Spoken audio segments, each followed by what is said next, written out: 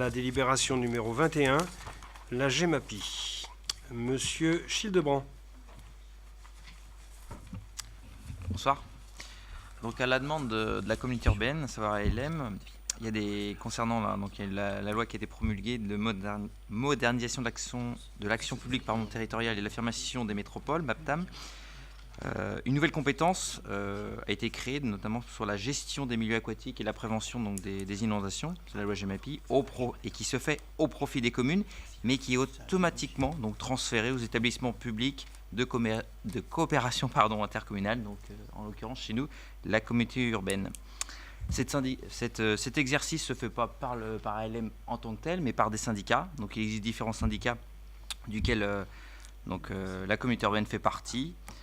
Donc ils sont indiqués, donc c'est le syndicat mixte de bassin de l'Othion et de ses affluents, le syndicat du Layon, et il est également indiqué qu'un troisième sera créé, donc pour gérer les basses vallées ainsi que la Rome, qui est un petit cours d'eau qui naît à Saint-Clément et qui s'arrête dans la Maine.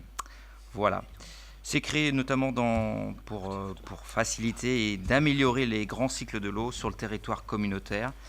Et donc, on vous propose ce soir d'adopter ça dans ce sens-là.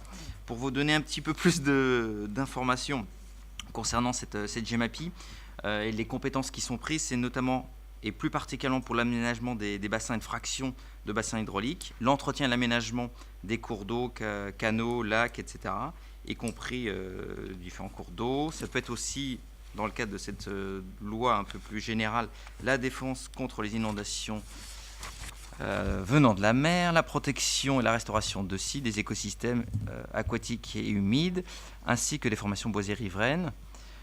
Plus particulièrement donc pour le territoire d'Angers-Loire Métropole, il s'agit de 10 bassins versants, avec 5 schémas d'aménagement de gestion des eaux, qui concernent donc la Mayenne, le Sarthe, Val, Loire-Othion et Layon-Auban-Slouette.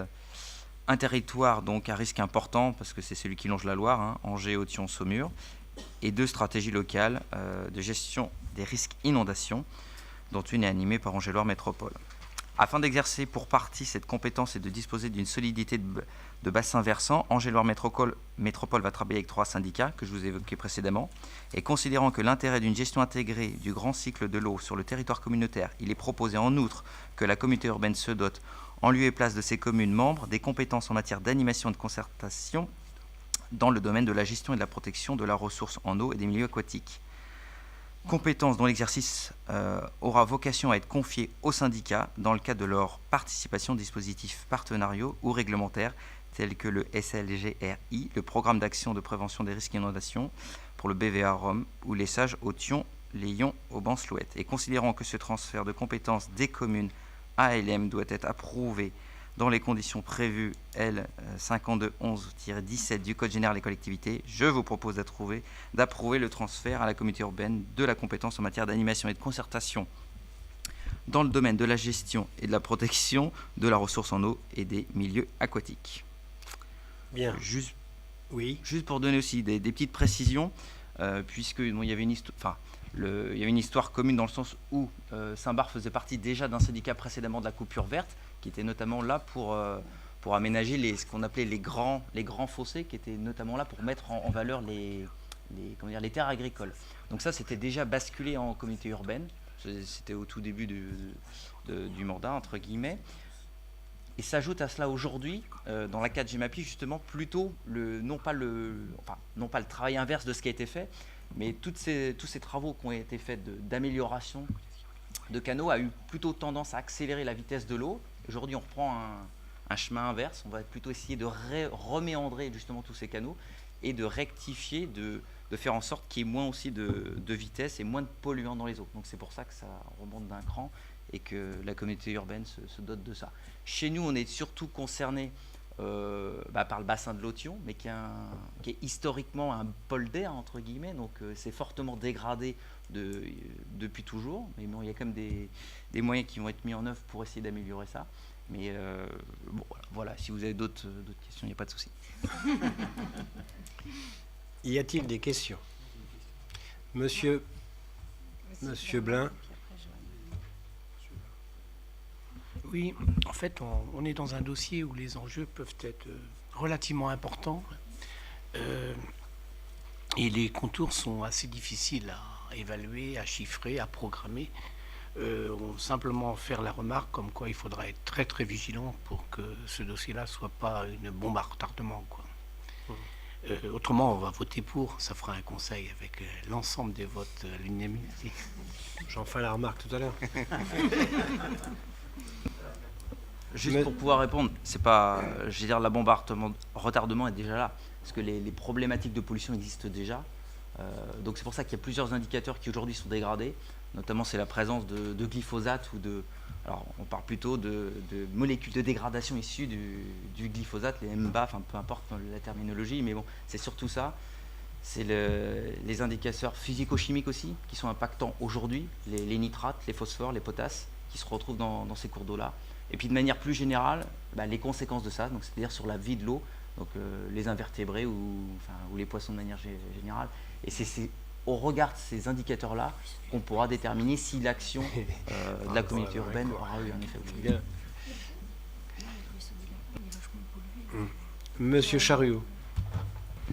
Et juste une question, sur cette compétence, en fait, il y a la possibilité de lever une taxe pouvant aller jusqu'à 40 € par habitant.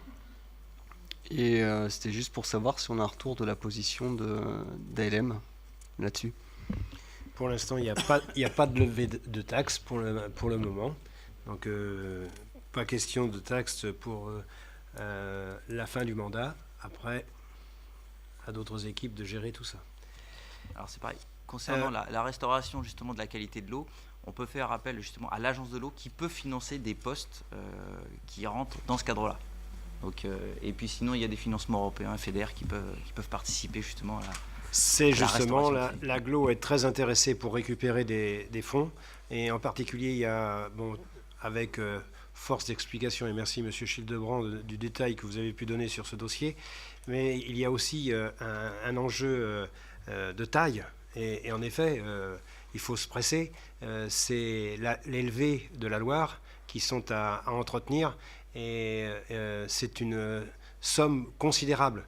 Et en anticipant, on peut récupérer, c'était précisé à l'AGLO, on peut récupérer des dotations d'État qui ne seront pas éternelles à ce niveau-là. Donc on est vraiment impacté, puisqu'avec l'entrée de Loire-Authion dans l'AGLO, on a quelques kilomètres de levée préoccupantes. Avec là aussi toutes nos excuses, mais c'est le calendrier. On ne pouvait pas présenter cette délibération en commission. Le courrier d'ALM est arrivé le 7 mars et il y avait le paragraphe qui précisait, signé de la main du président Christophe Béchu, qu'il fallait passer obligatoirement cette délibération dans nos conseils municipaux au mois de mars. Donc voilà. Et d'autant plus que les syndicats existants doivent eux aussi délibérer au mois d'avril. Un calendrier extrêmement serré à ce niveau-là. On fait voter, oui. Alors, qui est contre?